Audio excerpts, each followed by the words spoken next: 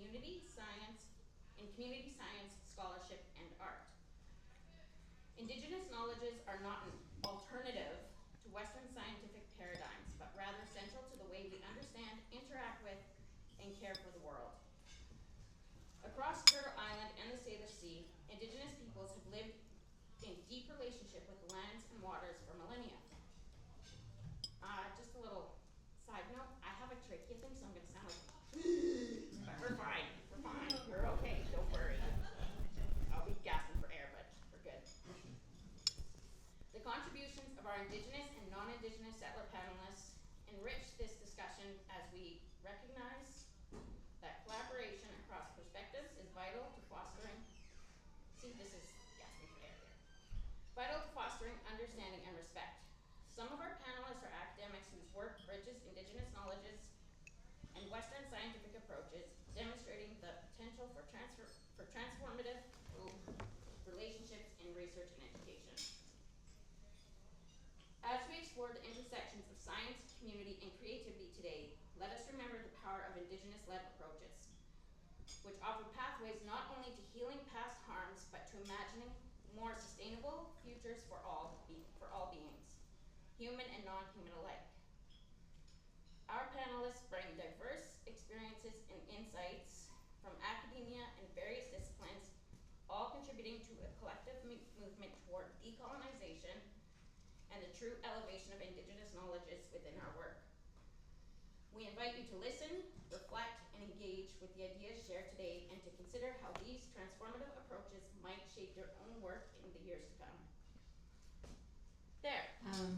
Gosh, I love being here. My name's Briony Penn. I'm from Salt Spring Island. I have to say, I just feel so comfortable with a bunch of people that like crab babies. I'm like, oh, I'm in my element. And by way of introduction, so I'm 5th generation Salt Spring Islander. I was a geographer. I worked at the University of Victoria as a sessional instructor for years, but really my passion is mapping, natural history, local, everything local, and of course that was the journey that got me to meet local people, and really, so that's been a lifelong privilege. And I brought for Jeannine two things. I brought some camas from Juananich, and actually they came, so Juananich over on Salt Spring, but they actually came from Cheryl Bryce, who brought them over from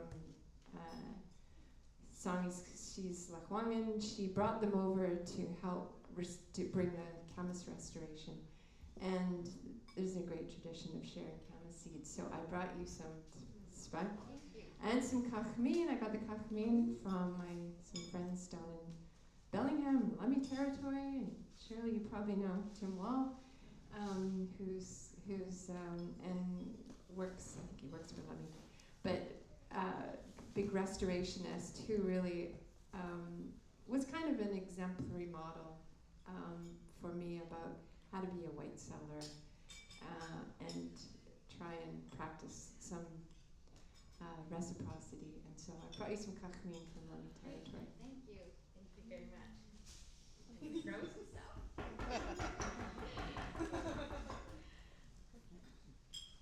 Hi, I'm Jessica Hallenbeck. I'm really excited that the white people on the panel get to introduce ourselves first.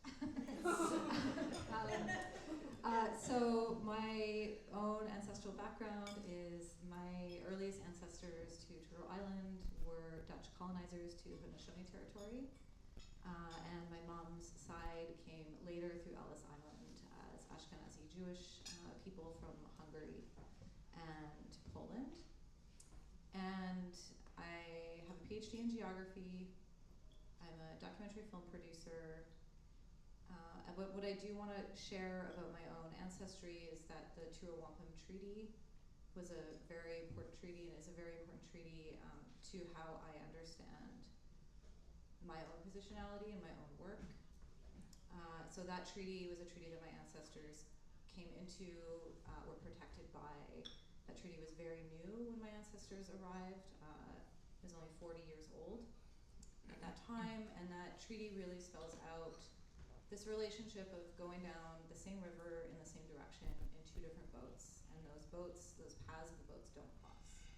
And that methodology is significant to the work that I do and the way that I understand my role, both in terms of my responsibilities to that river and to water, as well as my own responsibilities to understanding and continuing to honor that treaty relationship, and also continuing to honor the relationships that continue to be connected to different waters and different lands. And I'm really grateful to be invited here today, and to also speak from the position of having been really gifted with this beautiful relationship for the last 14 years of working really closely with Rosemary and Georgeson, to do some really, I think, beautiful and deep reconnective work.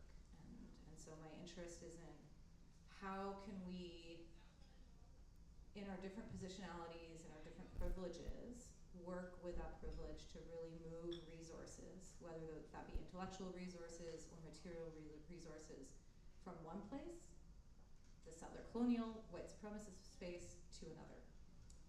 And I also encourage us to think about that today on what is a really important day, which is International Day of Solidarity with Palestine, as we approach the 1-year anniversary of an incredibly horrific marker in the ongoing genocide, to really think about our own positionalities and privileges and what we can materially do, even though it seems like it's so far away, to contribute towards structural change that may take a really long time.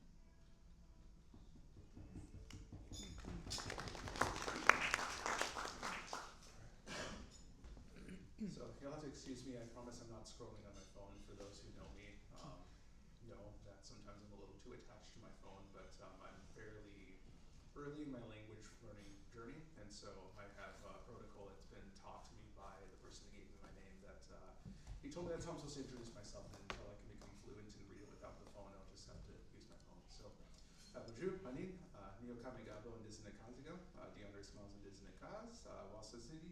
Wasisi, Dinutim, Gazagaskwa, Jimikad, Nindojiba, Miniwa, Gakabikang, Andojiba, Wasa, Ningabe, Anong, Ninda. And so I introduce myself in my people's language, and my Ojibwe name is Niiyokamigaabaw, or stands on forests. My English name is Deondre Smiles. I am of the Bullhead clan. I come from the Leech Lake Nation. We don't have a name in Ojibwe Moan for Victoria quite yet, and so they just got told to say, you live in the far west, which is pretty accurate. And so, so it's a real pleasure to be here. I apologize in advance. I am the reason why we were getting started early.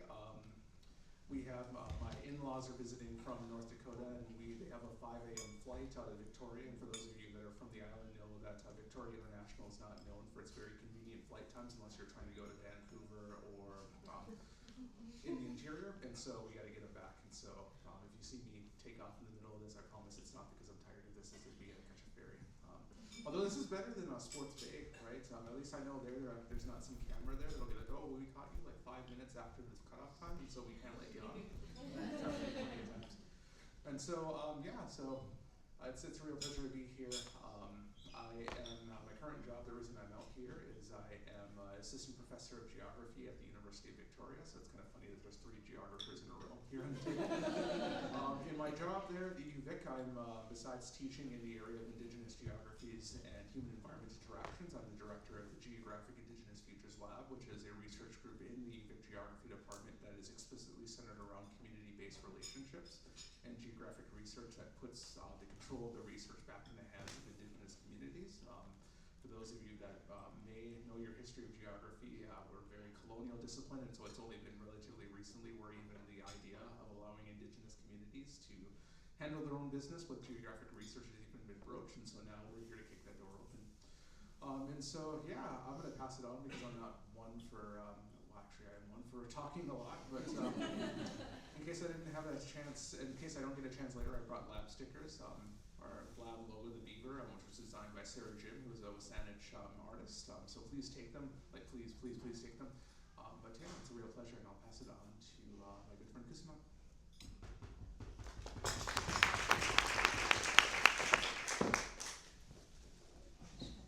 Natsiam, Nishalchasiam, Kusemaat, Sanasmat, Chokwaklamison, Chisan, Makwalia, Quanasan, Atachel, Nasplit, Quanasqual, Queenasqual, Outsan, Kachik, Sakwaklami Chasan, Utatasan, Quanastwanout.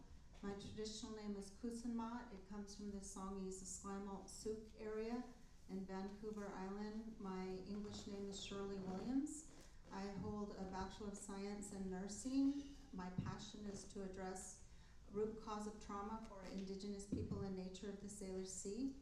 I also hold a Bachelor of Science in Native Environmental Science, and I will probably say this later. I would have to say there is no true Native environmental science. The true Native environmental science will be when we restore our village sites, camps, reef net locations, and 13 Moon food sovereignty, and the Western curricula wraps around who we are as Indigenous people. I'm co-founder of a Native-led nonprofit called White Swan Environmental. Please remember, White Swan is a compound word like YouTube or Facebook. I cheated because I wanted to say Shwala One. We, one mind for the purpose of the work. Shwala One mind, one heart, one people. So it spells we. And then our mission is to support community healing through the natural, cultural, and historical restoration to the Salish Sea for 7th generation sustainability as a measure of ecological health protection for all. We're the vision keepers for a Coast Salish Tribal Heritage Field Institute, an Indigenous-led 13 Moon, Mount to Sea, Reef to Reef, K through PhD program with 7 longhouses in the San Juan Islands and 7 longhouses in the Gulf Islands. We're co-founders of a Washington State charter school as well called a Whatcom Intergenerational High School. We have a unique charter, probably like no other in the United States, and basically it is to balance Indigenous and Western ways of knowing and honor all people's history, culture, governance, and language. So we intend to transform the educational system that intended to kill the Indian, save the man. And I am very honored that Deondre is on our Whatcom Intergenerational High School board. And I want to say thank you to Jeannine for being your authentic self tonight. And Andrew for supporting the Spirit of the Shwala Coalition. It's kind of like the woman that guides me. You could see her in the story polls, but it is also SOS. We're in a state of emergency. So we really need your allied support, and please look to the Indigenous people to serve as the layer of environmental protection for all, and in that way you help protect our culture as well. Aishka.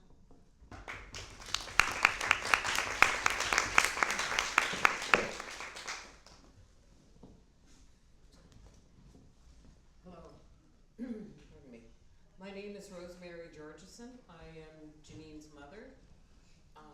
I'm a Coast Salish woman from my father's side. On my mother's side, I'm Satu Dene from the Northwest Territories, a little village called Fort Good Hope, a place that I've never been, but that's what my card says I belong to.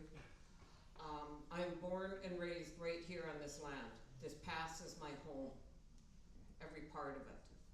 My family, my ancestors, everyone has been here for thousands of years. We're connected to every family around the Salish Sea. As my father once told me when I was about 12 years old, we're the largest family around here. We're connected in everywhere.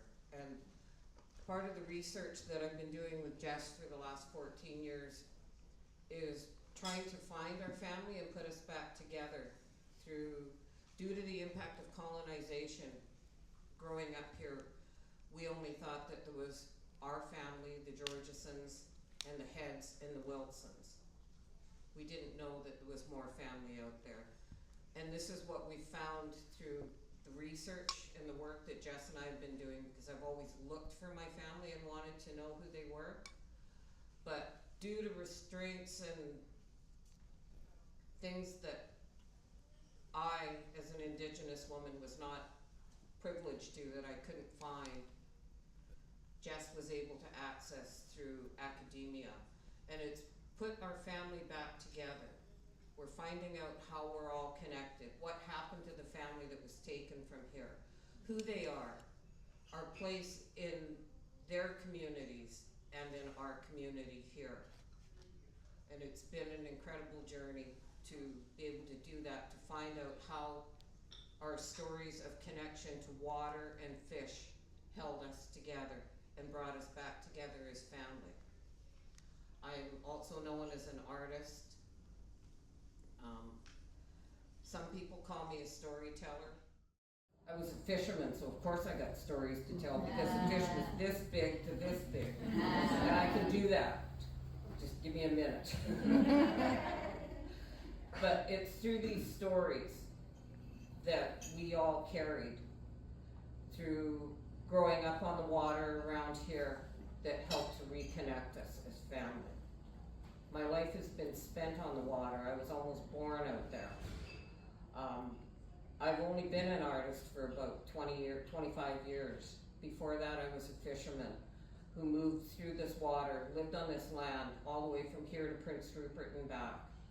And I've seen the changes, etc., that have happened to our waters and our place there. And I've watched our place on the water disappear.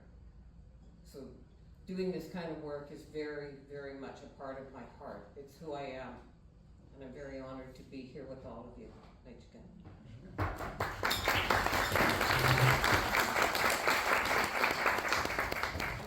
Leave one of these down here, and I'll take this up here. Okay, now it's question time. All right. So we have 4 themes tonight for the questions.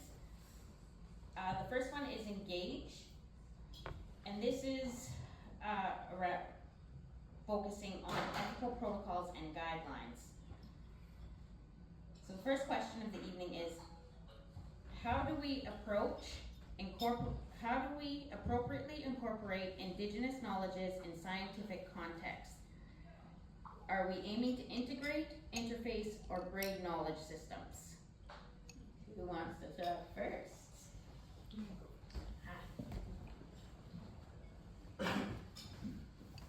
Alright, so the question, how do we engage and include Indigenous knowledge systems? How many of you have read a book called Braiding Sweetgrass by Robin Wall Kimmerer? I'm about to disappoint you. I know Robin. I met her actually at a NSF-funded workshop at Haskell Indian Nations University in Kansas. So I actually have been on a number of grant applications over the last few years. One of the fun things about being an Indigenous person in academia is people ask you to do a lot of things, right? They kind of view you as kind of like that plug-and-play kind of person, like, oh yes, if I put you in the grant application, then we're doing Indigenous work and then it's easier to get money. It's not actually easier to get money that way. But one of the things that I was on one grant where we talked about the idea, well, how do we bring these knowledge systems together? And they were talking about, all this amazing, writing in Robin's book, and they were talking about this out here in British Columbia. And then I had to be the bad guy, and I had to tell them, Robin is Potawatomi, right? And they're like, yes. And I'm like, is Potawatomi homeland here in BC? And they said, well, no, it's not. And I said, Robin wrote that book from a Potawatomi viewpoint, right? One of the things I'll tell kind of another story to kind of go off of this, right, is when I came up with my lab name because somebody's like, well, give it an Anishinaabe name. And I'm like, well, this isn't an Anishinaabe lands. I can't just give it an Anishinaabe name. That would be colonization, right? There's kind of this idea, around braiding, and it's picked up a lot of currency, right? And people kind of view that as like, well, this is how we engage with Indigenous knowledge, right? This is how we bring in Indigenous knowledge. Now, some people maybe have figured out the braiding, I haven't. But one of the key things that we oftentimes in my time of being asked to do things that we stumble upon is that people, I'm firmly taking aim at academia here, people think that Indigenous work can function when they are still at the controls of the work that's being done, right? That's where I've been really the bad guy, when people are like, oh, well, I figured I would lead this project, right? And like, you could engage with the Indigenous communities. And I said, well, like, that's not how that functions, right? And so Indigenous knowledge is not something, and I really, I love the plural, and so like I teach Indigenous geographies, I don't teach Indigenous geography, right? Because Ojibwe geography would be different than Lummi geography, right? Indigenous knowledges is also plural. And I just think that Indigenous knowledges really can be fully unlocked, right? Or really fully embraced if you allow the communities that you are working with to take the lead in the work. And so like in my lab, the number one principle that we have, right, is that, other labs are like, well, we want to be the first lab to do this, we want to do cutting edge work. Our number one priority is that we do not do work where we are not invited. The second priority is that we do not do anything without the community's consent. The third thing is that, the work that we do needs to prioritize the community at all times, right? And so it's really tough in grant applications where they're like, well, where do you see this work going in 5 years? I'm like, in 5 years, I hope we're not doing this work, but we turn it over to the community to do that work, right? Because they are going to be the ones that know how to do that work better than us. And so I think that in order to really truly integrate Indigenous knowledge, we have to get rid of this Western kind of epistemology where, I'm poking fun at myself as an academic, like we are trained to think like we are the experts, right? That we are the people that are qualified and certified to do this work, and that we are the only ones that know how to do that work. I approach it a different way. I'm like, well, really embracing Indigenous knowledge means that I need to really get over myself, and I need to decenter myself in the work that's being done, and I need to go to the folks that actually know how to do that work, right? I think about back in Leech Lake, back in northern Minnesota, where we do a lot of climate work. I'm like, you know what the smartest climate scientists in our community are? They are the elders that did not graduate from high school, right? Because they dropped out because they had to go to an English-speaking high school that was deeply racist to them. The people that oftentimes are, really the leaders in Indigenous knowledges are not the ones that have these Western qualifications, right? And so, I don't even know if I'm really fully answering this question, but there we go. That's the validation I need. But really, in order to embrace it, I think we need to decenter ourselves, right? I'll kind of leave with kind of the story I tell around Indigenous geographies, where geography, again, I said it was a colonial discipline before.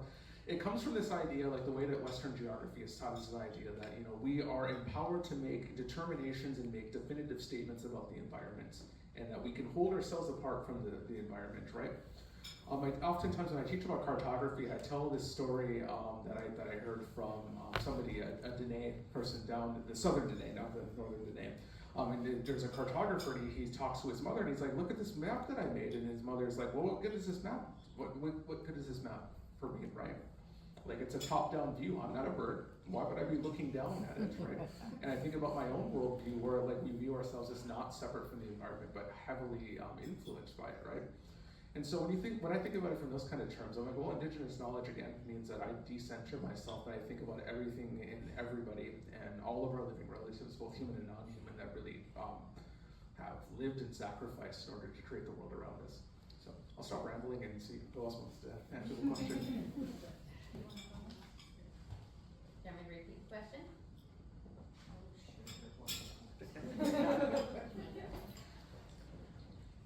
Jess and I were going over these questions earlier today, and we were talking about a lot of the work that we do together through working in communities, through academia, etc. And one of the things that really jumped at me was the fact that we need to do some effective listening, like to really hear the stories, what's coming forward, what we share, without owning it. To be able to speak our truths and have people hear them and have their whole body hear them, not just lip action and words. And that's what was really jumping out to me when we were discussing these things. Pardon me, I don't have my glasses, so I can't see my own scribble here very well. For people to learn how to, thank you, Madeira.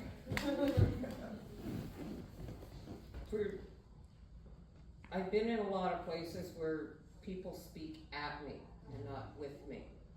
And this is some of the things that I feel are part of this question.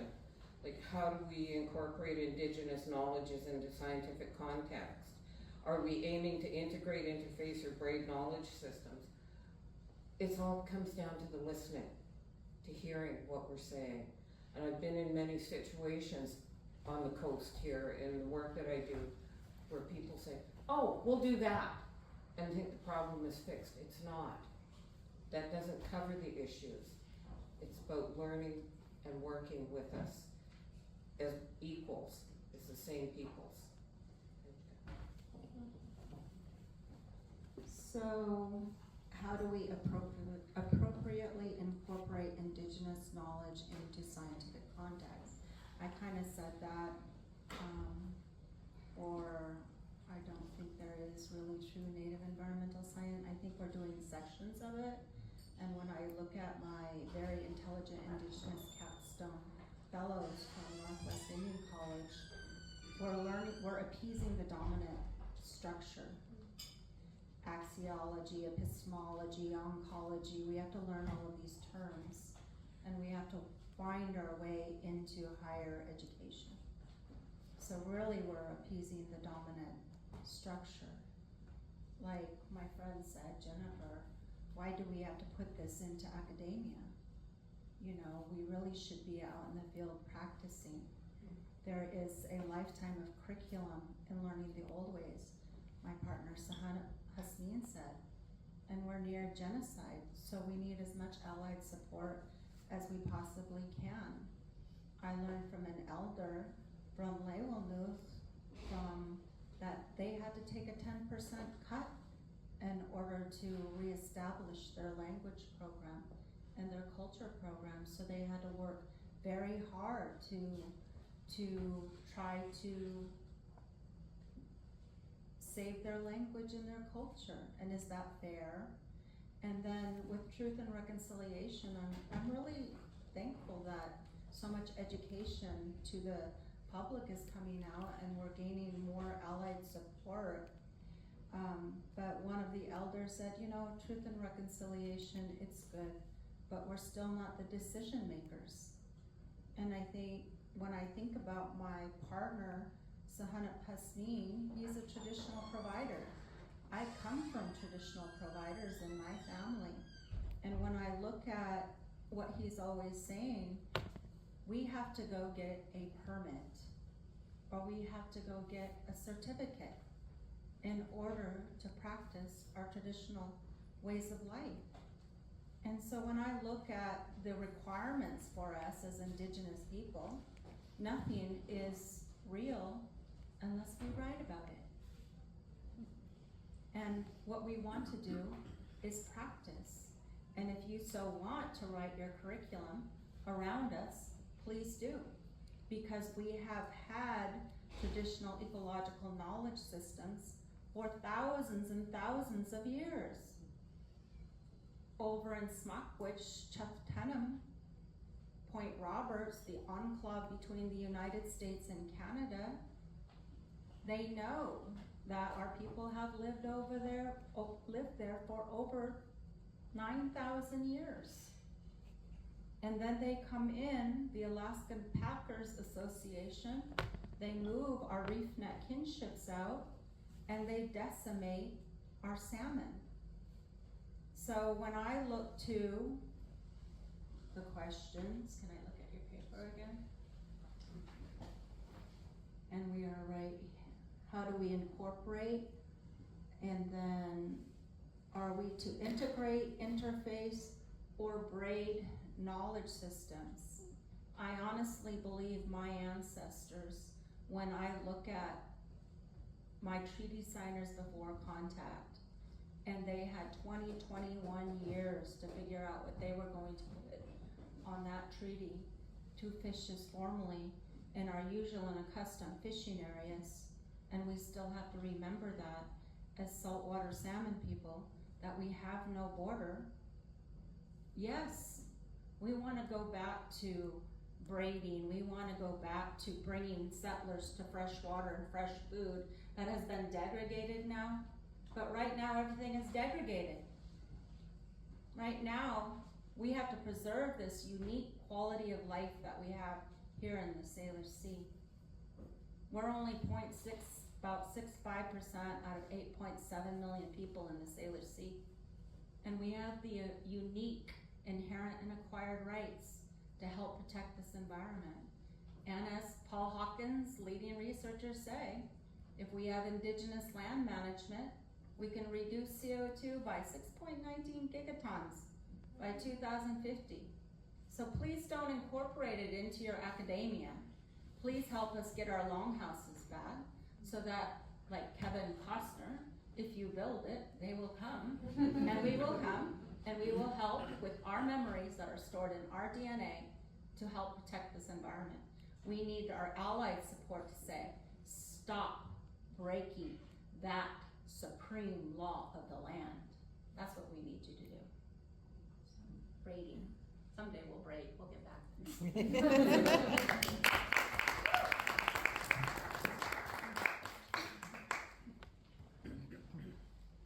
Thank you very much.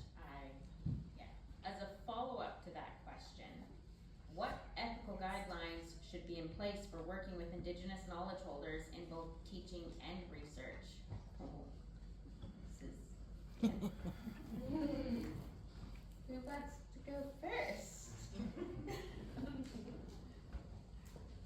Well, the reason why I want to go first is right now I'm actually engaged in a relationship repair in my department after about a 2-decade-long unethical saga of data theft out of an Indigenous community in Clayoquot Sound. And so I have a lot to say about this, but we don't have enough time. And so what ethical guidelines should be in place? Well, I think that, the two biggest things that I would say is that one, those of us in dominant academia, and I include myself as well, we actually need to listen to Indigenous communities and actually listen to listen. So too often, right, we listen as a way of trying to wait until we can speak up next, right, or trying to, impart our knowledge or things like that. And it's like, what would it look like to just listen and not respond? And that is one of the biggest stumbling blocks that I find as an Indigenous academic, is there are too many people that listen just to respond and not listen to just listen. I think that's one thing. And then the second thing is to remember that, to remember that everything is data. People think that data is like, computer files or shape files or things like that. Data is even as simple as these diatoms around here. That's data as well, right? Data is language, data is culture, data is history. And the number one thing that seems to not really stick in some of my colleagues' ears sometimes is I'm like, you need to return the damn data where it came from. When you go do work in an Indigenous community, that is not your data to take and do whatever you want with it. It is something that belongs to that community, and you put it back where you came from. I think there are too many folks here who their mothers did not tell them, put something back where it came from that doesn't belong to you. And so I think those are two really, really big things, right? And the other thing is like community engagement. Too often people think, oh, well, I'll just come in, I'll do work, and then I'll leave, and then I'll write this paper, and I never have to talk to them again. It's like, you have to remember that when you build these sorts of relationships, it takes time and it takes effort. That was, like I said, sometimes, I let people down with braiding sweetgrass. I also let my department down when I came in and they're like, oh, well, you're gonna go in and you're gonna do all this work with Indigenous communities. I'm like, hold on a second here. I don't know anybody around here. It's going to take me years to build this relationship. I'm in year 4 of my position, and I am just now building enough relationships in BC where I can actually do meaningful work. It takes time, and it also isn't something that ends when the project is done, right? It is something where you are intertwined with them, at least I believe so, right? You are intertwined with them for the rest of your life if you're lucky enough, right? I did my dissertation work in Minnesota where I'm from. Every time I go home, I still visit elders and I go and buy them breakfast, and I still go pull weeds in people's gardens who I interviewed with and things of that nature. People think about research as just being this self-contained thing rather than a set of relations that you need to tend to, kind of like a garden, right? And so, for me, when I teach about these sorts of things, those are the 3 things that I think about, right? Is, listening, being sure that you are paying attention to what you're doing with the stuff that you're taking on a community, and recognizing that you can't just take off and leave.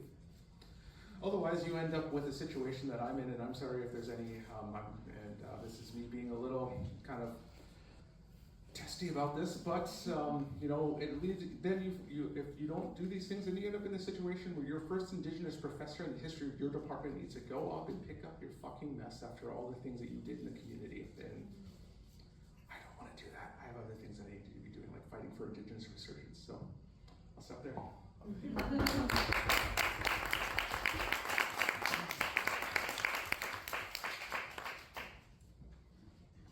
So, I mean, I think about theft a lot, actually. For me, I think about all the ways that knowledge and work and collaboration can be stolen, and how it can become property. And so I get really nerdy about contracts, actually. And I get really nerdy about OCAP, which are the principles of ownership. Wait, I wrote down what these are because I always Control. Okay, yeah, let's do this together. Okay, ownership, control, Access. Access and what's Prop. the key? property. Property. Yeah. Possession. Possession. Possession. So the OCAP, it's really thinking about how, no, thank you, because it's like, it's really thinking about how in all of the work are those principles not just, spoken to be adhered to, but adhered to. So what does that look like in terms of memorandums of understanding? What does that look like in terms of community benefit agreements? What does it look like in terms of if you're saying we're going to return the data, what does the community want? Does that mean, so in a context where we've just finished a feature film, we've done a lot of interviews, the director of the film is from one of the nations. The archives are really critical to give to the community. But does that mean dropping off a hard drive and saying, okay, here you go, here's the footage, good luck, see you later? No, in this context it was working with the nations to really understand, how are you going to use these in the future? What are the best ways we can catalog this? What are the best ways that we can bring people in to train people in the band office, to train archivists in communities to access this in an ongoing way? And so again, it's really thinking about OCAP and then making sure that it's contracted out. Because the reality is, at least for me, is working within these different, settler, colonial, white supremacist institutional spaces of academy or film, everything's built on dispossession. Film in its entirety is built on dispossession. And if you're going to go up against someone else's contract that is really about possession and dispossession, you also need to have a contract that's saying, we already have this relationship, this is already set in these, these settler colonial legal parameters that then enforce that relationship.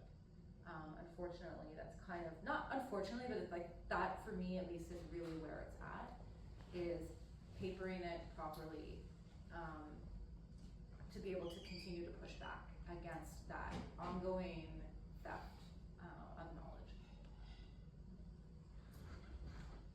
Thank you. Does anyone else want to speak on that, or do you want to go on? Right, just give a little historical. So I, having worked in academia since the early 90s, and I'm a failed academic, just wanted to know that. I didn't become a professor. Mostly because I didn't do very well in academia for some of the reasons that have been stated. But I just wanted to share some of the teachers for me. One of them was, I was spent a lot of time in the Haisla community and Cecil Paul Wachade. Was really tried to dive into this issue and about what is it when these academics came into these communities, and what were they sharing, and what was the where was the reciprocity, and I had got a lot of insight into how it must be. One of his friends is called Mike Shaw, and Mike Shaw was the elders and one of the important linguists. And there was a linguist called Ahmed Bach who came into the Haisla community and was, like most linguists, just coming in and recording and not really giving back. And Mike Shaw stopped him and he said, "What are you going to do with all this stuff?" And he said, "Well, what do you mean, what am I going to do with all this stuff?" And he said, well, what does it mean to us? And that started a conversation which changed Emmon Bach's life. And Emmon later called it the Mike Shaw Principle, and Cecil taught me about the Mike Shaw Principle. And although I was never an academic and had to sort of embrace it, the Mike Shaw Principle is basically you leave as much as you take. If you're gonna. So Emmon Bach went on to do exactly what a lot of the people in the village wanted, which was they needed some very helpful dictionaries to help relearn the language, and a teaching one of the early teaching programs that came out of UNLC, so they could actually go and learn how to teach their language.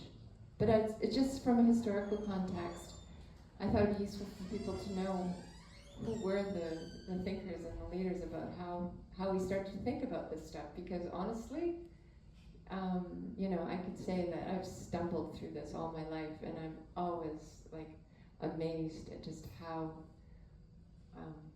badly I was prepared for these sorts of questions, and how humbled I'd be by some great teachers.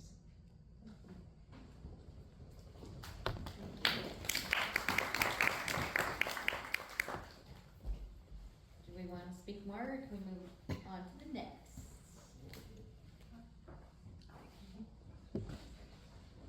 As I'm listening to all of you speak, I go back to stories and things that I've witnessed and heard growing up on the boats around my father, being raised by my grandparents, and not knowing that I was being raised in very traditional ways with them. And some of the things that we've heard over the years, that when my father would come back from fishing, he'd be so angry at the lack of respect for our old ones and their stories and what they shared. And my father would come back furious sometimes. Federal agencies, much like fisheries, would look at our elders and say, "What do you know? You're just a bunch of Indians." And then that run of fish would be gone for 30 years because they didn't listen to our people. When they told them that if you do these things, you're going to wipe it out. You don't know anything, you're just a bunch of Indians. Gone. 30 years, no one can fish that run. These are the kind of things that we've always faced. And that's why I do this work, why I'm sitting up here, because these things need to be shared. Because that was our way, that was our knowledge of what we knew. And to have it taken away and being told we know nothing, no, it's not right and it's wrong. And this is where we're at today. We don't see these runs anymore. Our air, our fish, everything is disappearing.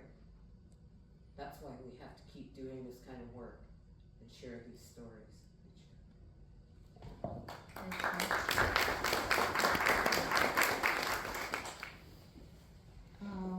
I have a lot to say about ethics and thanking Immerse for standing with our spiritual coalition. But one thing I would really appreciate of allied support is we have had 169 years approximately since the treaty signing process, and for most of those years we're erased, or our voices are not heard. And my ancestors, when they would go into other people's territory, they would be respectful and they would learn that village site in their language when they would go. And then it would braid together. And if they intermarried, you'd see that tail end of that language could represent their family connection, their kinship. And often when we go into other people's territory, we don't take the time to listen.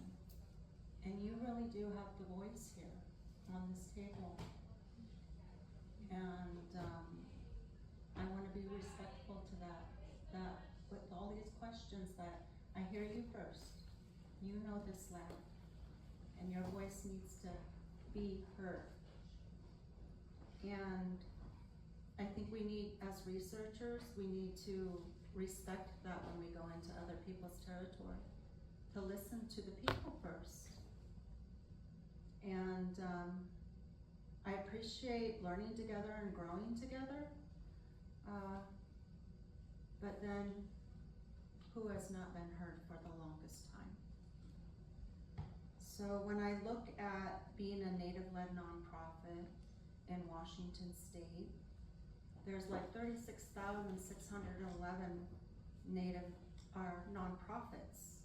87% of those nonprofits are led by white people, Black people, Hispanic people, Asian people, and then Native Americans, like CNN said, were something else.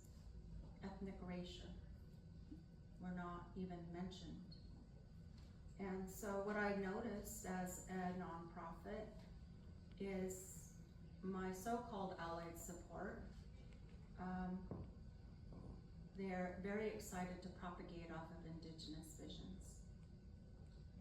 So you get $200,000 there, going for $4 million here, getting award-winning over there, listening and then creating their mapping project here. So what I would like to see is a culturally safe environment, and being the smallest population and also living in an extreme state of poverty. Come look at my house, you know? And what I would like to see for all of those that know how to make their way to state or to the federal government, or who have had acquired power, who holds the acquired power? Academia, federal governments, non-Indigenous nonprofits. I heard about the struggles of Indigenous communities and the difficulty to get through a council that has so many large tasks to handle. They're overwhelmed themselves. And then to get in front of a council and ask to seek support to run their own nonprofit, that's often something they can't accomplish. So then what do? They have to go work for a non-Indigenous nonprofit to help them with that success. I always recommend Decolonizing Wealth. Read that book called Decolonizing Wealth. And how do you, as whatever position or skill or knowledge that you have, how do you say, whose territory am I on? Who do I have to listen to? And what youth or what person can stand beside me? And I am going to show them how to get to the state, to the federal, to the United Nations. I'm going to help them learn how to become a successful entrepreneur, nonprofit. I'm just not going to take their idea and profit from it and become the voice. So that's why we're creating the Spare the Schwallen. I could tell you, it's a wasting a lot of my time to try to create a culturally safe environment where we have what my ancestors had, and that is that potlatch, the gift of giving, the reciprocity, but what is given back, you know? So, Thank you.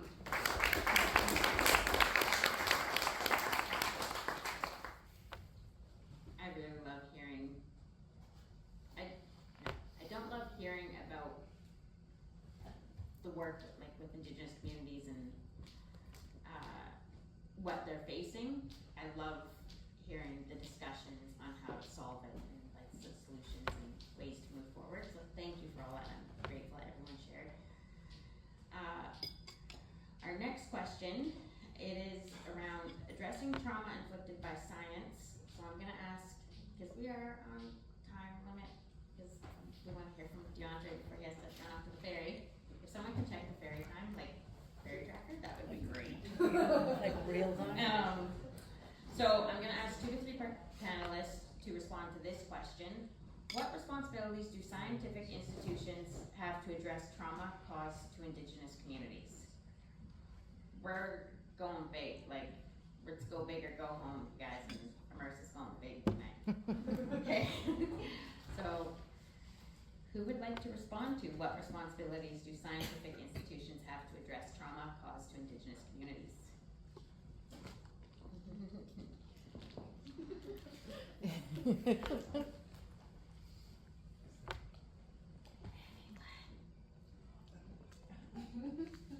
Who wants to respond to what responsibilities do scientific institutions have to address trauma caused to Indigenous communities? I know, and I'm respectful to that because I know you're on a deadline, Deondre, and I don't know what the deadline is, but it is 8:13 right now. Your boat's at 8:40? Yep. Yep, So we got it's 4 like- minutes. Can he answer both questions? Yeah? And then we don't have to worry. Yes. Okay. Okay. Oh, sure. Thank you all, and I'm really, really sorry. I feel really bad for putting constraints on this, but I also want to make sure that we can get our parents or my in-laws back home to North Dakota on time. They have a beagle that loves them. Okay, so questions. What can institutions do to address trauma caused to Indigenous communities? Oh, that is $1 million question, right? I think the number one thing that they need to do is they need to actually acknowledge that trauma has been caused, right? One of the biggest things is that people are like, well, why are they upset about this? I spend too much time on Twitter, probably way too much time if you ask my lovely partner Abigail, way too much time on there. And one of the biggest things is that people are saying, well, why are they upset about, settlers coming in and spreading civilization to these people? And I'm like, oh, well, civilization, like I've seen Trader Joe's in West Seattle on Saturday afternoon. That's civilization. I know Anishinaabe folks know traffic patterns better than those folks there. But in all seriousness, right, I think it's one of those things where they need to acknowledge that trauma has happened, right?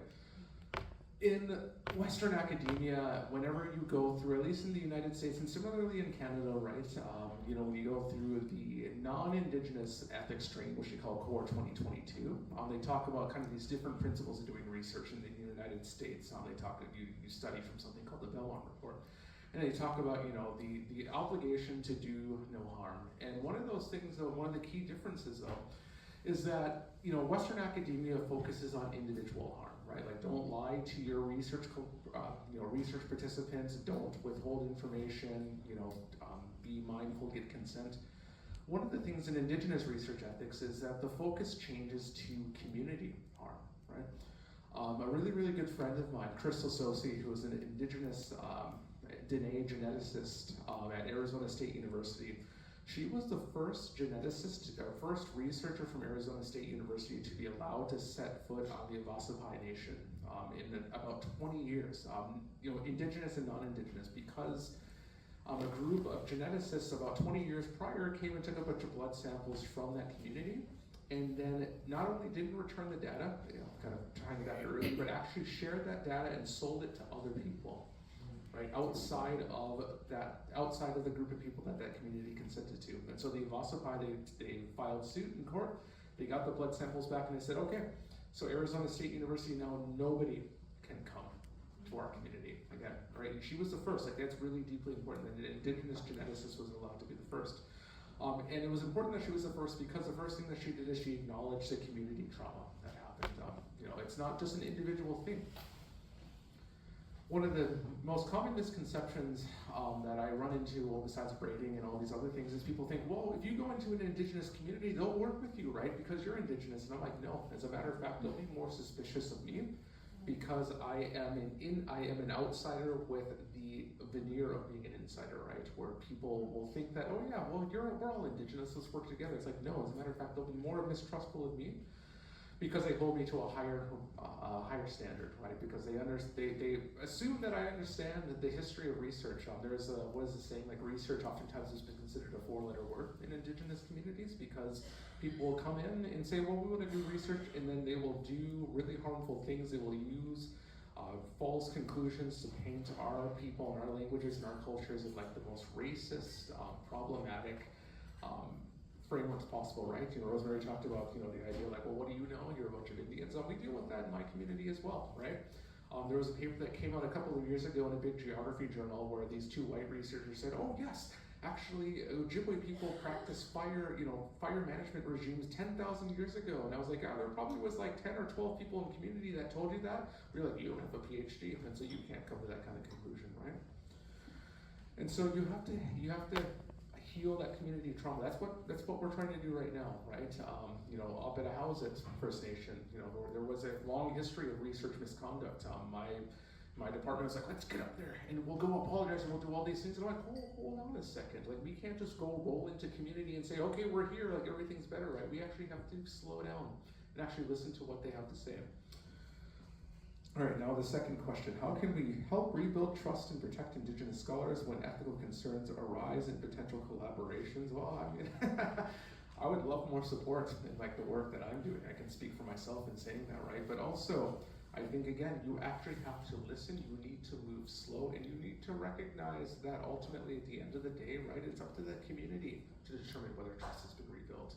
It's not just, oh, well, we apologize and we're going to make all these promises. It's something where you actually need to sit down and do something that we absolutely hate in Western academia, which is to make yourself vulnerable and actually be held accountable, right? That people hate it. That is one of the things, right? They go into an Indigenous community and people that might have been harmed by researchers before are like mistrustful. And they will say some very direct things and people will be like, oh, well, those Native people, they don't like me very much. They ask me really hard questions and they make me feel bad. And I'm like, they're talking to you. So that's actually a really good thing, right? I'm like, those of you that have done work with Native folks, those of you who are Indigenous, we all know, right? If people aren't talking to you, that is when you know you effed up, right? I'm like, as long as they're talking to you, even if it doesn't make you feel very good inside, you listen to them because that's showing that they still trust you enough to let you know how you can heal those kinds of harms, right? It's happened to me countless times. Like with my own Anishinaabe people, they're asking me like, who are you to be asking these kinds of questions? And when I was a PhD student, I was like, ooh, that doesn't feel very good. But now I'm like, no, this is an opportunity that you're giving me to show you that we're going to forge a different way forward, right? So there we go. That's, that's not all I have to say about that. Let other people talk, so.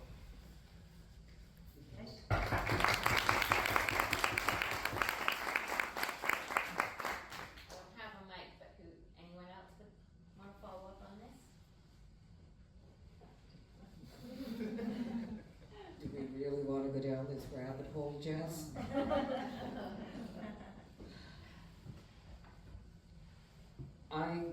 This is a really hard place for me to step into. Jess and I have been working together, like I said earlier, for like 14 years, very closely. Jess and I worked together on her PhD, which is turning into a book soon, and Jess has been so supportive and protect me from academia, which has looked at me like I'm not human, I'm just a subject, to be drained, basically raped of every piece of knowledge I have, and then give me a pat on the head and say, you've been a good Indian, go home now. How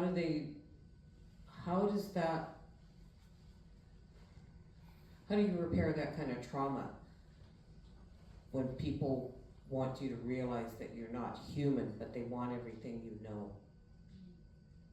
And there's been a few times where I've had to leave the space that we were in because of the trauma caused by academia, and still wanting more from me as I'm leaving. It's a very tough question. It's very hard to even respond to some of this, to state that I've been in places where I'm not human, I don't count for anything, and that's where I've been with academia.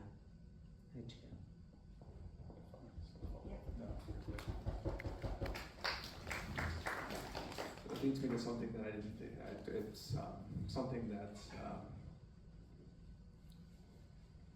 realized that needed to be said, but I think it needs to be said, is sometimes I think the most important thing is actually something that we don't, a bad word in academia, well, one of the many bad words, is sometimes the research actually does not need to be done. And I think that's one of the toughest things, right? You know, what happens when you've harmed a community enough where, you know, sometimes that trust is lost, you know, and people think, well, maybe we can just break through and maybe we can find a different way forward. For me, I'm like, well, sometimes you've messed up enough that we need to respectfully step back and we don't do that work anymore, right? You know, I think about it at UVic, where it is a well-known secret, it is the worst secret in the world now, that among us Indigenous researchers, we don't go down and work at Songhees Nation because Songhees has been so overwhelmed with researchers that say, hey, there's a First Nation in town, let's go do work with them, that now they are overwhelmed and now people are doing harm, right? And so people ask me, oh, you do work with Songhees? I'm like, the best thing I can do is leave them alone. And don't set foot down there unless they invite me to do so. So, sorry, I just wanted to follow up with that.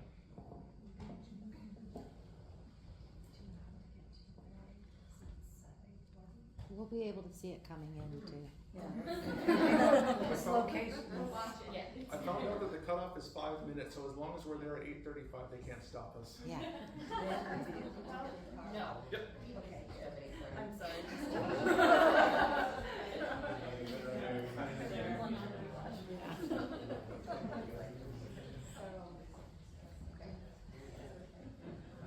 Yeah, so I just wanted to, share that one of the pieces that, well, Rose and I actually have an article coming out soon that's about this topic.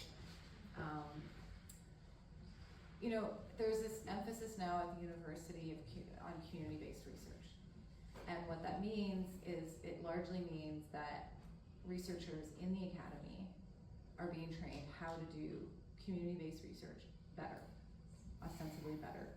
But what that isn't meaning is providing communities, nations with, community-based organizations with the tools to hold researchers accountable, with the questions that they should be asking when researchers come to community, with the agreements that they should be asking researchers to sign.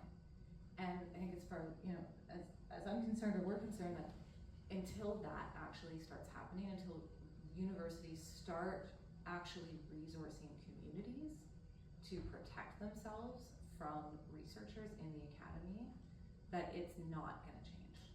That this is just the kind of latest iteration of continuing to give academic researchers access to data.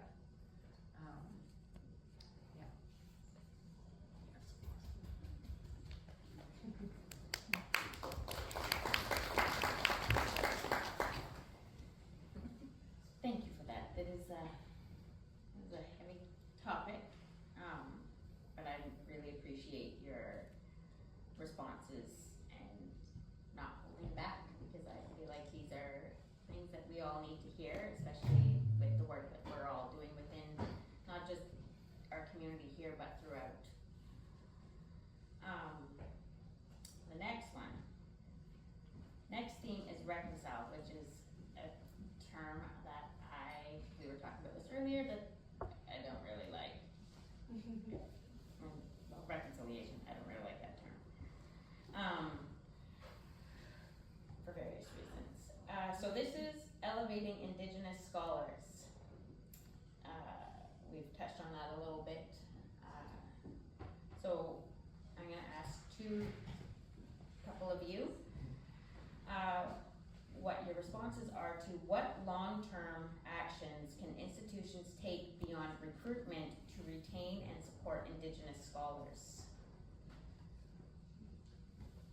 I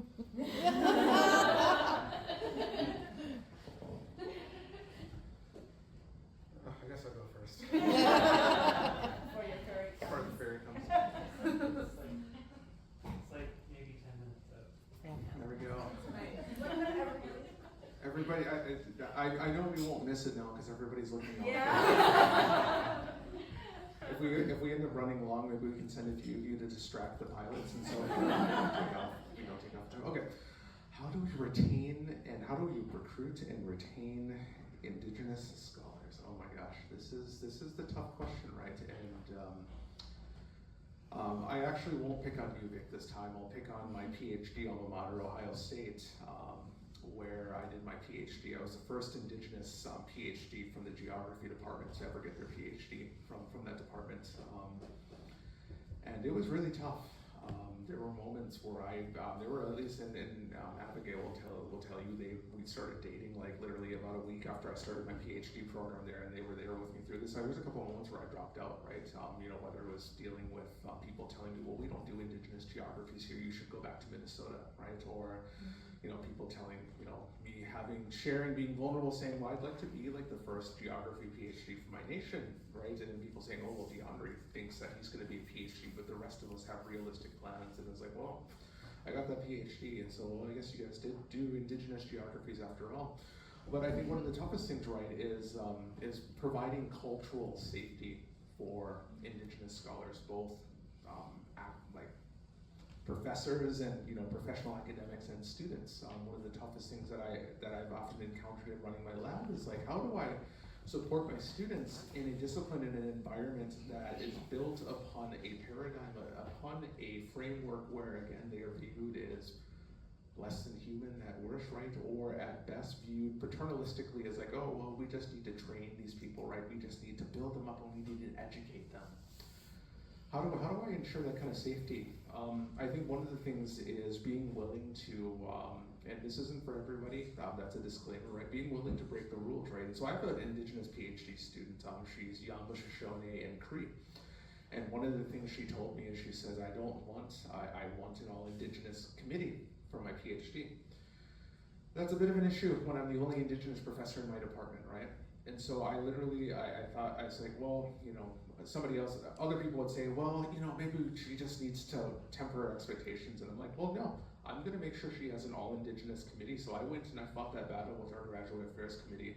And they said, oh, well, can't she have white supervisors? Like, they do Indigenous work. And I'm like, no, she has said that she wants an all Indigenous committee. She will leave if she doesn't get that. And I don't want her to leave, you don't want her to leave, right? Because she makes you look good and you can kind of burnish yourself. No, it is we're playing that card, right? It's like you want to talk about decolonization and your Indigenous plan and all these fun things, then you had better actually walk the walk instead of just talking the talk. And so I fought for that, right? But one of the other things, right, is, there's been a huge rush in trying to recruit diverse scholars. I did my PhD around the same time that George Floyd lost his life, right? And so I happened to be on the job market at a time where universities were like, we want Indigenous scholars, we want Black scholars. There were these huge, what they call cluster hires, right? We're like, oh, we're gonna hire a ton of Indigenous folks, we're gonna hire a ton of Black scholars, but then people also call it a cluster leap because they come in, they're not supported, and then they end up feeling demoralized. I've felt that in my position, right? Where I come in and, I don't get the research funding that I was promised, I don't get a lab space that I was promised, I get people in the hallway, my own colleagues being like, well, we don't really know what you do, right? We get people that, only want to talk to me when it's time to extract from your Indigenous professor instead of actually collaborating, right? People sabotaging field schools because they really wanted to work, they really wanted to be part of this Indigenous project, but then when it turned out to be like actually a lot of work, they were like, oh, I don't want to do that anymore. There needs to be, things for cultural safety, there needs to be long-term supports, not just in the first couple of years, right? And there needs to be a hell of a lot more of us, right? Where it shouldn't be a situation where a department hires, and I'm speaking from Indigenous geography, where there's relatively few of us, and so when a department has an Indigenous geographer, we're kind of like the unicorn, right? We're like, oh my gosh, we have an Indigenous geographer. It's like, we should have more of us, right? I should not be facing this by myself. We need to hire more, we need to train more, we need to get more. It's time to go. Your ferry's coming. I see the light. Yeah. So, I don't know. Let me Your put ferry this. is here. All right. Hire more of us, give us more money, and there we go. Thank you. Good night.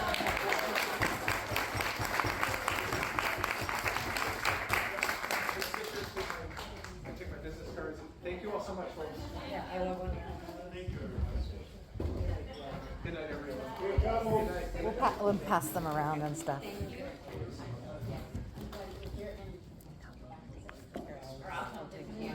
should come back here. I guess we should go.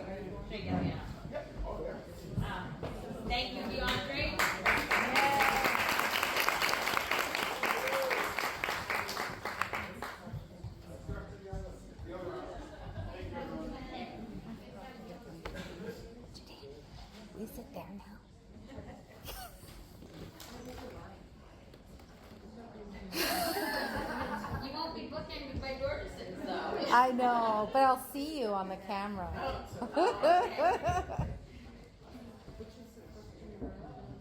We're on question 3.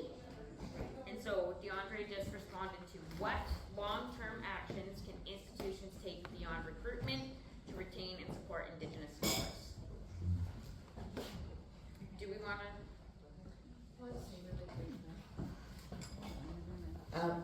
So having gone to the geography department, they'd never hired a woman before, and I was arrived as a sessional, and I think that there's something in terms of allyship about, and this is kind of this intersectionality, and I'm not well versed in this. I've really sat on the outliers of institutions in academia. But I think that there's friendships to be had in these areas, that we can strengthen these friendships and support one another.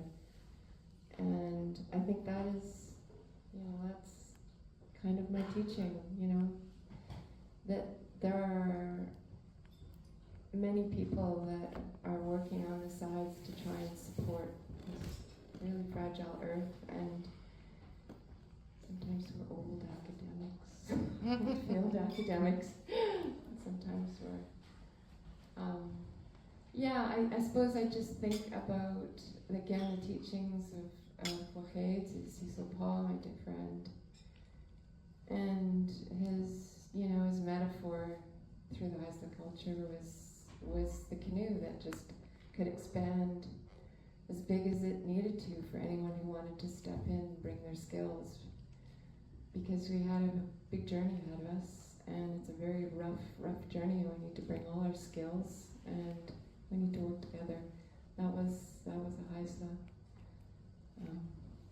teaching, and certainly, my friendship with him, it, informed me and pretty much kept me out of academia, because it was difficult to get in and fight some of these battles from within, and I have so much respect for the younger academics that actually are surviving. I did not survive that very patriarchal department. And I think the other kind of great teaching was Lorna Claxton, Sylvia, who, years ago shared with me, this beautiful word of working together. And I don't know if I'm going to say it right, but anyway, Kwananito, but the notion of helping each other try and restore the land together. And that just to me was such a guiding star. And just that friendship and working together and being out on the land just helped heal all the, just melted those divisions. And so the more I see of these academics melting those divisions, the happier I get. So just a hats off to Jess, and all of you have been working in that field. Thank you.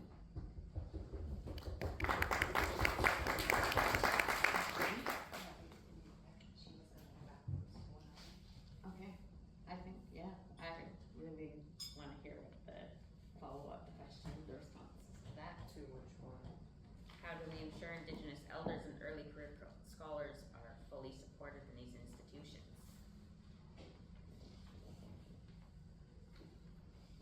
For me, that's a very loaded question. After what I've experienced through academia, I'm far from being an academic. I just know what I know from growing up here and being here, and how they want to take what I know. And I have grandchildren that are coming up and starting to go through that system of higher learning. And I'm terrified that they're going to be singled out in it, as I was, by saying they're Indigenous. How do we break that? How do we take those old, gray-haired institutions and shake the shit out of them to turn it upside down, change it so that way of thinking and being isn't front and center anymore. So our youth, our kids, our children all feel safe in that place of higher learning. How do we do that? What do we have to do? As I was sharing earlier with my friends here, it's when we come together and start talking and having these conversations that we start seeing different ways of changing, turning things around, that we're all talking to each other, because this is, we can go into a lot of stories about how it got to be this way, but it's the impact of colonization, and as long as we didn't talk to each other and share our stories, we'd all be fine. They have us under control. Well, I have to thank my daughter and everyone that's been part of this, bringing us together, because we're sharing our truths. This is what the change is. Thank you.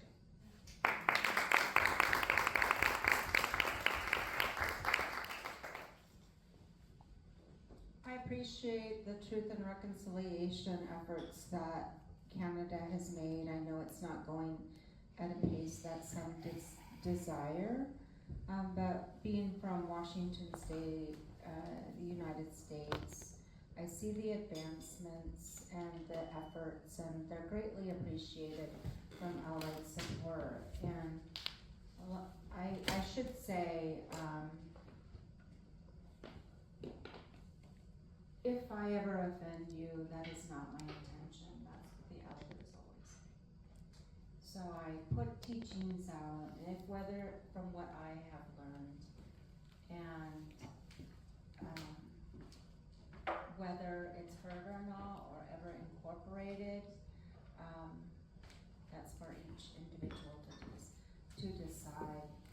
But when I'm thinking about how to retain and support Indigenous scholars, I have much appreciation for UVic and other universities who are giving our Indigenous people their honorary PhDs. And I don't think that's because they haven't earned it, they haven't did their work, they really have. And it's so frustrating for our work to notice, to learn, that we're surrounded by PhDs. PhDs follow our work. They're there. And then to not have a PhD, and to have people say, you're doing PhD work. And I didn't really realize it till I went back for my Bachelor of Native Environmental Science, that I really do start from the end. I'm what the Institute of Healthcare Improvement calls an upstreamist. There's some people that see people drowning in the stream, the river, and they're wondering, they go out, they swim out, they drown to try to help another person. They go out on their boat, but they can't help everyone. And then there's the person that goes way up the river and you can't even see them anymore. And what they're trying to do is they're trying to find the root cause of the problem. Why are all these people drowning in this river? And I feel like that's where I'm at. You know, I'm kind of an upstreamist. People can't see what I'm doing. Some people say I'm like 3 years ahead of everybody, and I don't really get that. But it's hurtful. It's traumatizing to still be in a world where the perpetual pattern of abuse continues because somebody can capitalize because it's commerce. And I think of how it all came about, and even becoming a microcosm of a macrocosm as tribal nations is, I liken it to, this is my summary, since the unsettling truth of the doctrine of discovery, the 15th century papal bull that gave Catholics the permission to capitalize on resources and take land. Since the doctrine of discovery, when the Europeans conquered the indigenous people of Spain and Portugal, they knew when the policies and procedures became a social norm, then the indigenous people would perpetuate that violence amongst themselves and amongst other people, hence the discovery of the Americas. So when I look back on my lineage, and I come from 7 generations from Chief Seattle, I come from 7 generations of the House of Statitlum. 4th brother Lord Jim Balch, he had to buy back land with 500 gold coins. He didn't understand taxes, and he lost his land.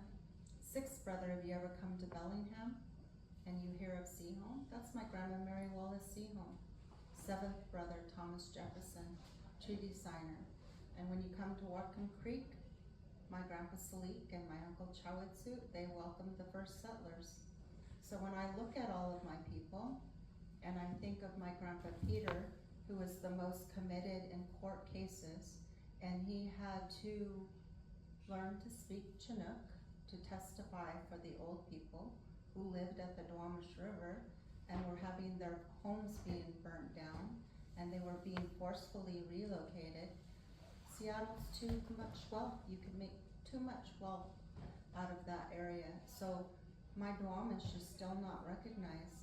But my grandfather, Peter and George, they helped start the Duwamish Tribal Organization from 1950 to 1960. They had 7 requirements that they had to follow in order to be federally recognized. They had to create their constitutions and their policies and procedures. They had to be relocated to the Lummi Reservation. Everyone I just said, 7 generations now for me, all removed to the Lummi Reservation. 7 requirements: create your constitutions, your policies and procedures, show that you have community in your original territory, show that you can write your meeting notes, that you can hold your meetings quarterly, that you can learn not only to write in Chinook, but now you have to learn how to write in English. Oh, you're just, they wanted a federally reserved land. They wanted to stay, but they couldn't stay. That's what they wanted in 1915, but 1925, they said, okay, we'll settle for money. Oh, you're manipulative. So here we have these same issues of trauma, and it's all about human psychology or human resources. And I have to ask myself, what cog in the wheel do I play? Because who am I serving? And I think we need to ask ourselves, who are we really serving? And I think the wool's been pulled over our eyes for a long time. And I think we have the ability to stop that trauma. And yes, I need the honorary PhD, so I can go for so I have just as much chance as the acquired PhDs that can go and get their grants. Do it myself.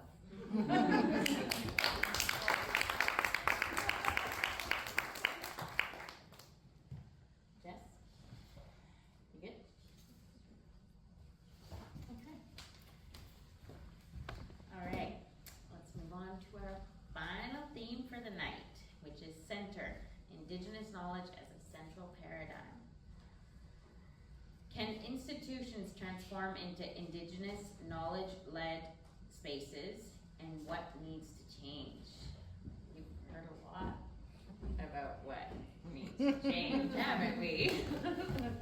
I guess this is an opportunity to talk about this a little bit further. And yeah, who would like to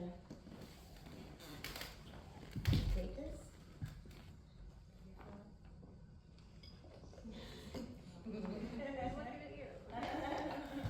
I don't know if, it's funny. So yesterday I was Treaty 6 territory, and I was talking to the contract lawyer from the United States, who also was saying, was pointing towards the Truth and Reconciliation Commission and the recommendations as this incredible reparative framework that doesn't exist in the same way nationwide in the United States.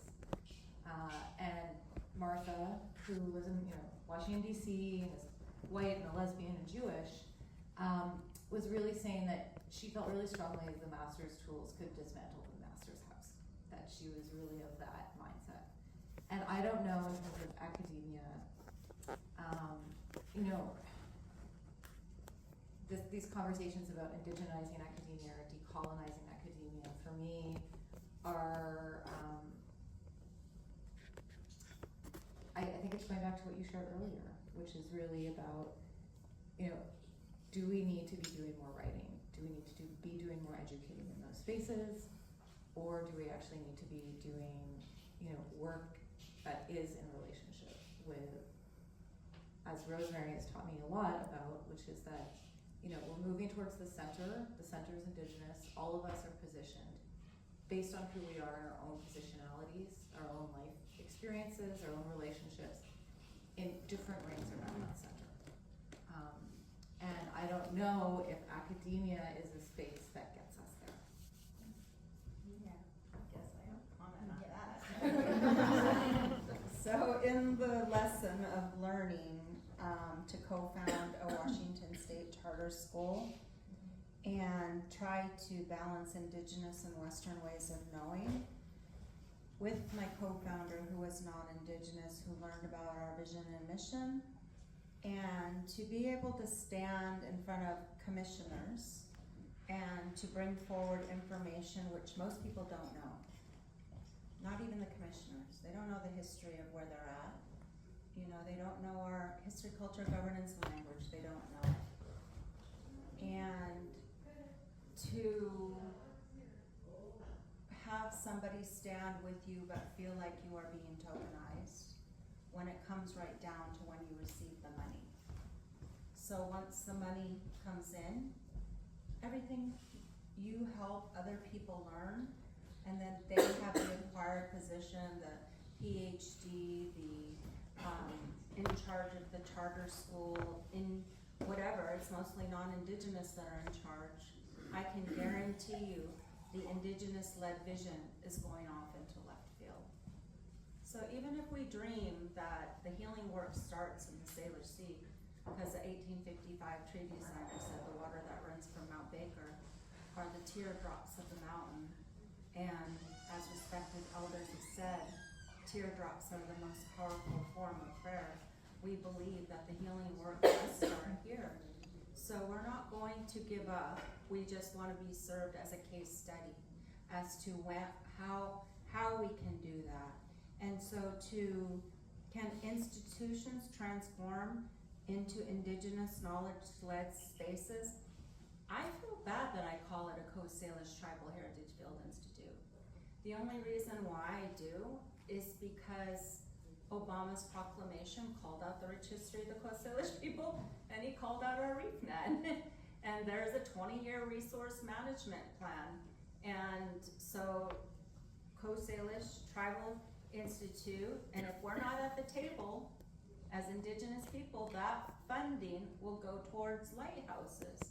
Field Institute. I called it Field Institute because we're assimilated and we want to protect this environment.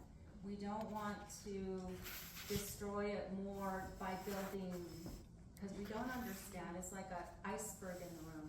At the top, ignorance is bliss, and at the bottom is public education. And they want it kept that way.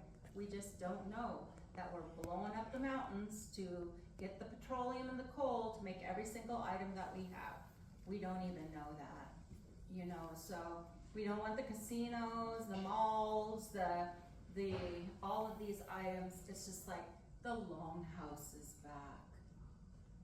The dirt floors, the fires, to practice the cultural way of life, to heal the epigenetics that are inside of us. My respected elder said the first part of any healing process is to know who you are and where you come from. And I love it because I'm finally at a time where everything that I thought was fluffy is matching up with our oral stories, and it's neuroscience, epigenetics, adverse childhood experience, and resilience is now showing. Memory is stored in our DNA. So our work brings our kinship that were separated across the border and onto reservations back to their ancestral village sites. But yeah, just support our longhouses and then let us do the work. And then you can see what we're learning, and then it is a measure of public trust for and environmental protection for everyone. I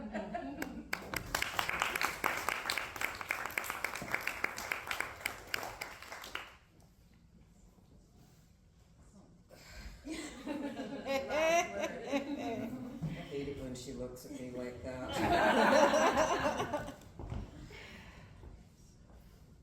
As I'm listening to Jess and Shirley speak and thinking about this question,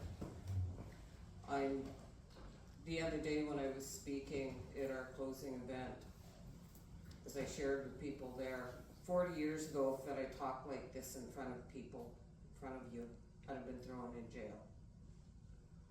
Just for speaking our truths like we are tonight.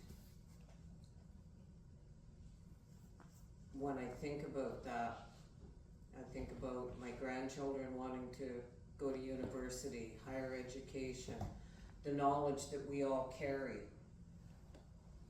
as home women, men, and the paper that we have coming out, Jess and I. It all runs together. Everything needs to get turned upside down. They need to acknowledge the elephant in the room. That's the paper that we have coming out. I got pulled over by the cops one day, and the first thing the cops said to me as soon as they rolled the window down and saw me is, "How much have you had to drink?" Some other women I know, non-Indigenous women, got pulled over around the same time. They said, "Oh, he was really nice. He asked us how our day was. Are you in a hurry, ma'am?" Me, they wanted to know how much I had to drink. So our whole systems are kind of need a good turning around and change. And there's academia questions in what has transpired through the times that I've been involved with academia, through the work that Jess and I do. There's got to be a big change. It is getting better.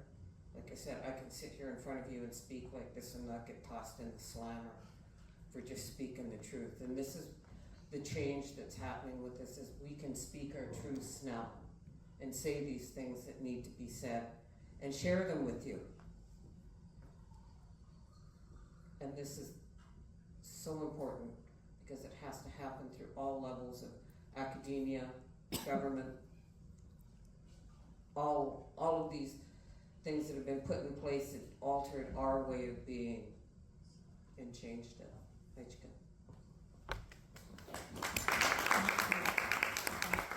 I want to just follow up on a thought for that question, because I don't really care for the Institute. But that word is in there because we have Standing Rock, the water protectors, and just for doing prayerful protection of the water for all people, they get shot at and maimed.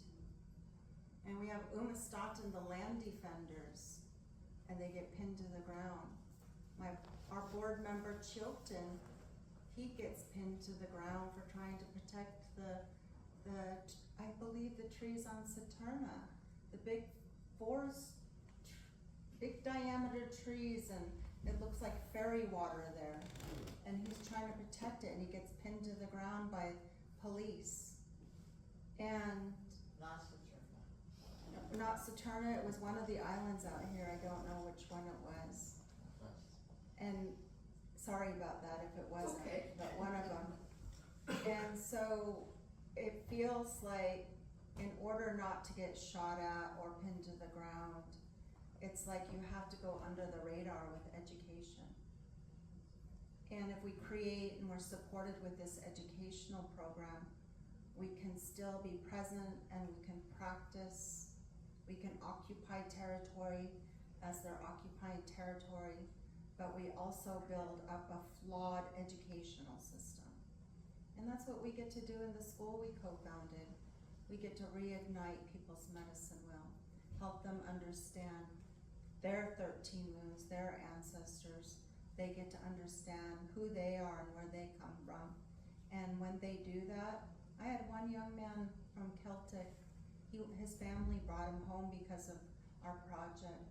He said he put his feet on this one road and he never felt so at home before. So those kids, they are learning why we care so much about our homeland, our place, and why we want to protect our environment. And they get to understand how their families lost their culture and their language and had to be relocated to the United States. So we began to have compassion for each other and understanding with each other. And they learned their own story, and they have the autonomy of telling their own story and getting permission from their families to tell the story that they want to tell without doing oh, I heard the story from that Native American, now I'm gonna go write a book, you know? And they're learning to be culturally safe. So that's like what I want to say about, I'm not really crazy about institutions. Hopefully we'll put our language back on it. So. Thank you. As a follow-up to that question,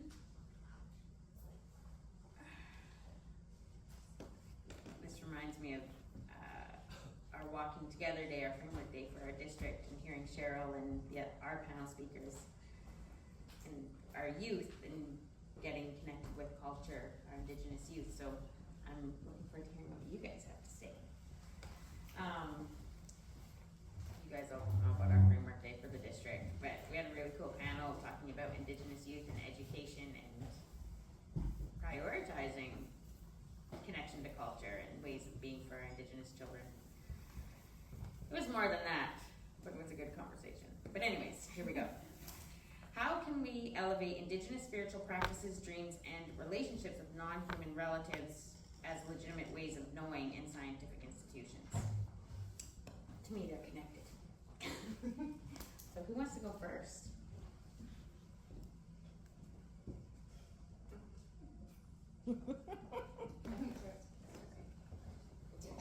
I'm always waiting. I'll just tell a small story because I think it's just, for those of you that are like me in the room, like, what is our role as an ally? I'm just going to tell you what I feel like my most useful ally was, and it has to do with these camera seats here. So in the Sayot Reserve is just a postage stamp, and the whole Saanich Peninsula has lost so many of the shrubs and native trees and plants and medicinal plants. And so Lily and Linda Claxton came to me and she said, Briony, could you help just locate she's got a beautiful medicine, 10 bark medicine. She said, could you just locate those 10 trees for me on Salt Spring, because you guys still have those trees? So that's something I can do. I can locate them, I can make them and make sure that they're accessible, that when she comes over with her niece and her grandnieces to do the collection, that they are not going to be chased off by some cranky white landowner. And that's become like a beautiful offering that I can do. And so how does it relate to that question? Well, it sort of has everything to do with that question in a way, because it is like that's Lilia's classroom for her grandnieces. In my training, I can at least offer that, and in my privilege, I can offer the protection. So I hope that is some sort of answer to it, but I think it's something that all of us who have the privilege of having land and knowledge about species can help bridge this terrible, terrible time, and get us through this end, I hope, of colonization and because the plants need to come with us all. And if we don't have people don't have access to those plants and those plants disappear, then I feel like we're all going to disappear.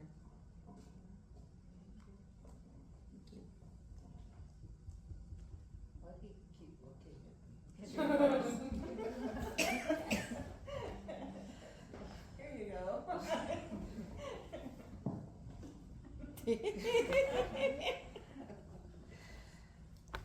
I just have to look at the question.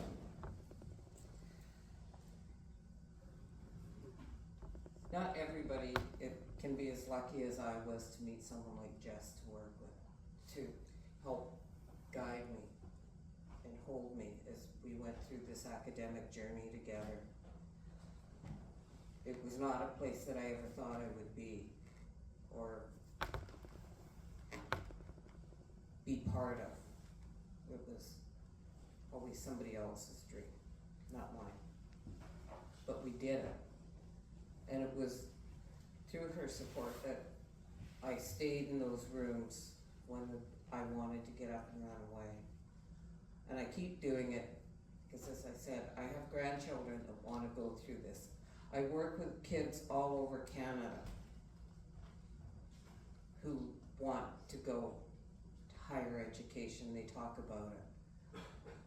And if an old woman like me can go and do that with very limited education and walk through these academic scenarios, places that are called higher learning, if I can do it and keep walking through it and opening those doors and beating those battles that are still waged in them, it's making room for our kids and our next generations to go and be proud of who they are and say that they're Indigenous, First Nations, name who they are, their people, where they're from, in the land that they walk on, that they call home.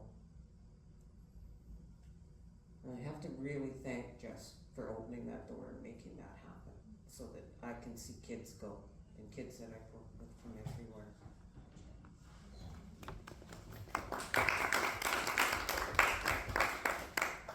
I think, how can we elevate Indigenous?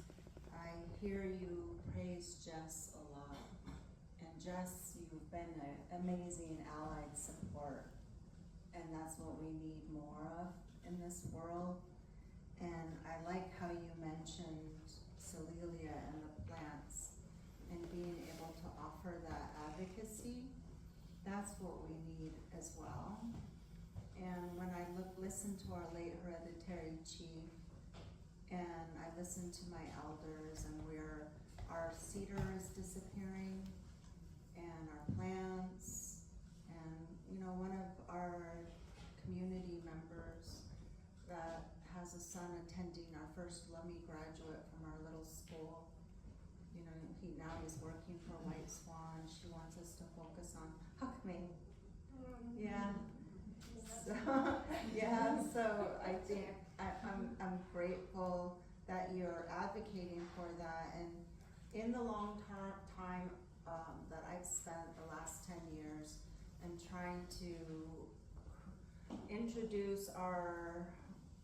strengthen relationships with our federal land managers from the National Park Service and the National Monument, and being a part of the San Juan Island National Monument Advisory Board as tribal interest or wildlife ecology. I hear my elders saying they get chased off the land for trying to go practice their medicinals, but then I think about how important, I listened to a Salish Kootenai elder who did a partnership with the national parks because another ethnicity was coming in and taking all their berries that they normally harvested, and so the parks ended up putting signs up expressing the treaty rights. And with that $4 million environmental impact statement, just think how much could be written to help educate public, or how signs can be put up in the areas that they manage to help people understand, or how they could be employees that do regular training to their staff to help staff understand, and the staff can outreach to the public as an extension, because it's pretty traumatizing to see all of our sacred gifts disappear and then not even to be able to continue the practice. And the trees in our area, it's like cancer on the mountains, they're all just stripped bare. And then we go up and go with our elders to try to find the cedar, and the cedar is decimated. And you have to go for hours. You could go all day and try to look for harvest cedar, and you can't find it anymore. And they say if you can hug a cedar, you're not supposed to harvest it. And right now they're all really skinny. And then going out on Depender with the scientists who are looking to Saanich and the Indigenous people to try to figure out how to help with this state of emergency that we're in now, because all of these trees are laddered, and if one catches on fire, it's going to expedite. And so, yes, I think look to the first people, and a lot of it is not destruction. I mean, it's as simple as that, or it's fire management, being able to learn those types of ways and incorporate them. And I'm grateful that some of the old teachings are starting to be incorporated or supported. Not as quickly, I hear, like on Yellow Island with the fire ecology and the camas. They are looking back. They can study the trees to see how often we would do our burnings. And it's not as often, but at least it's starting. At least the education is there. So thank you both for being good allied support, and everybody else that's in this room. I really appreciate your time and attention, and sorry if I talk too much. You are officially the survivor of the flood. Joshua Collinson.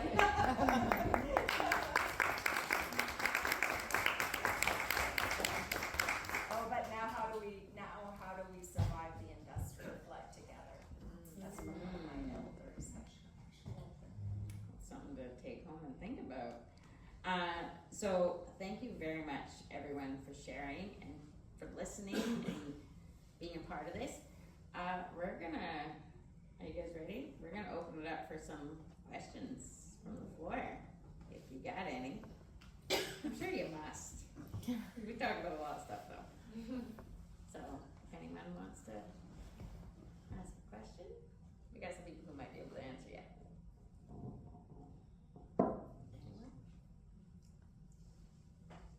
Anyone? You can follow up after. Did we say it all?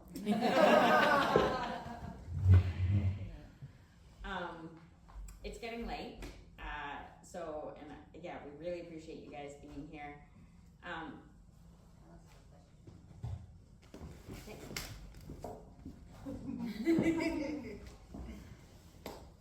Thank you for the big discussion. My name is Jennifer Falayan. I'm Pueblo, Cherokee, Spanish descent. I live in North Carolina, East Coast, and I'm currently working with White Swan Environmental. And so I was reading the article on the ferry ride over and trying to digest all of this, and I'm struggling with the discussion just from the terms of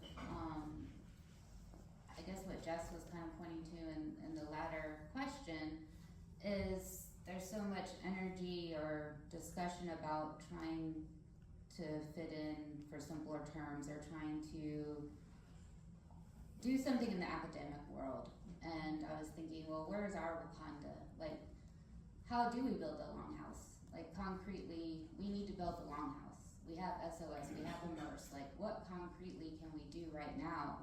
And as I was thinking about this, why, like, say if we talk to the academics, like, what if they had to learn how to fillet a fish, or go out and build a reef net, harvest the cedar, weave the things, and we're saying, in order for you to get ahead in life, you need to learn all these things.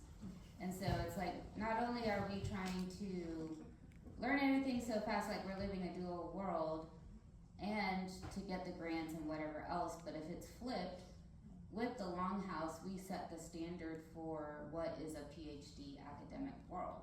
Like, you know, they're going with Dion, how do you go fishing? With Troy, how do you do this? With Deborah, with Shirley, with your artwork.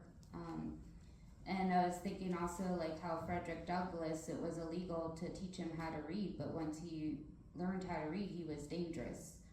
And I think that's the kind of conversation that I would like to move more into is how we build a Longhouse. And just lastly, because we've come so far, like a lot of us wear name tags and we have our pronouns on them, where at first people were uncomfortable, but now it's certain things. So we are changing as societies, we're changing the conversations, we're learning how to be decentered.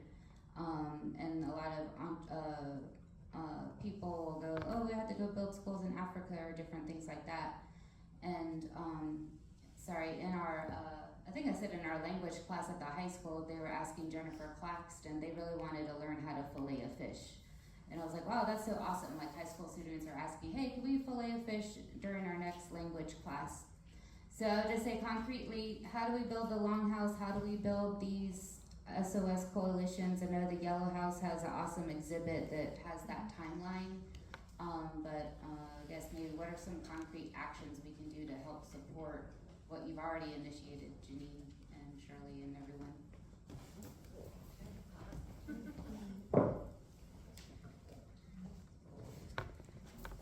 Well, I heard from one of your provincial land managers that there's billions of dollars of infrastructure, and if the first people want it, it could happen.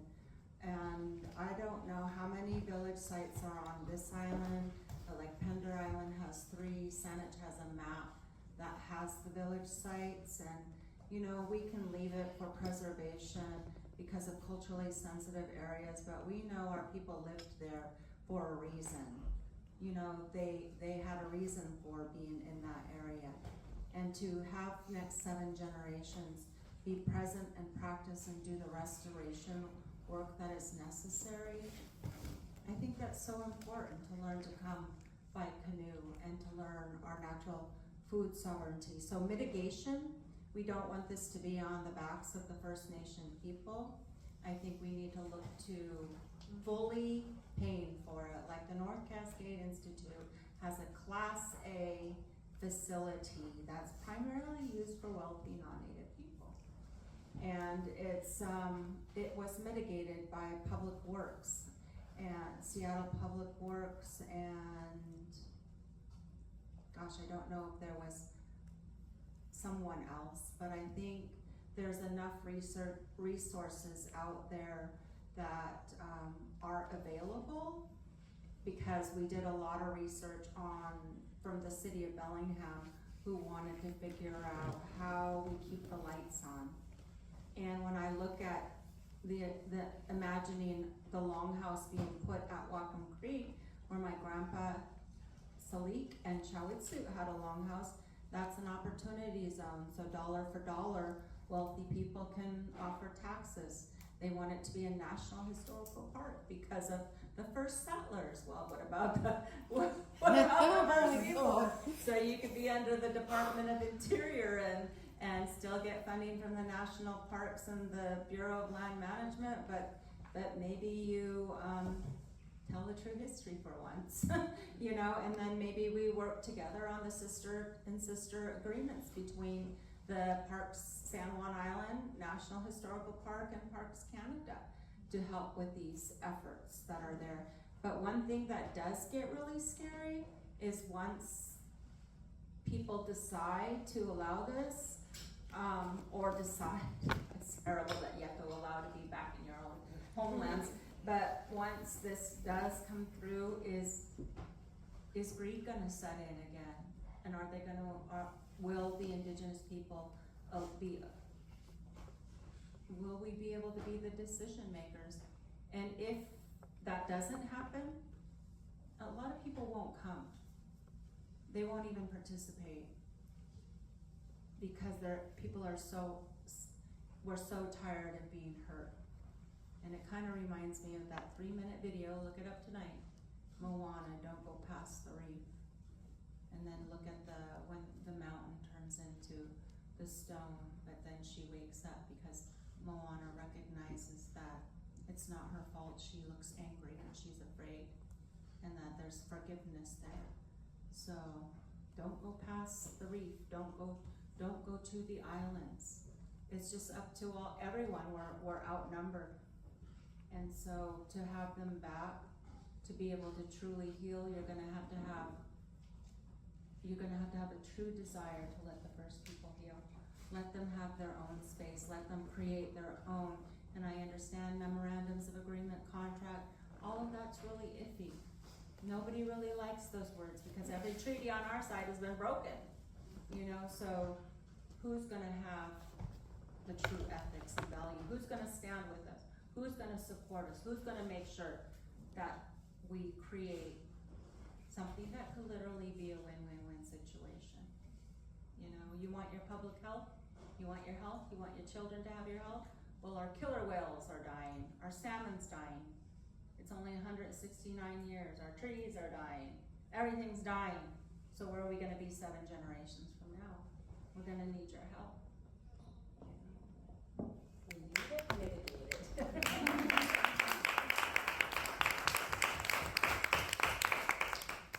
Sorry.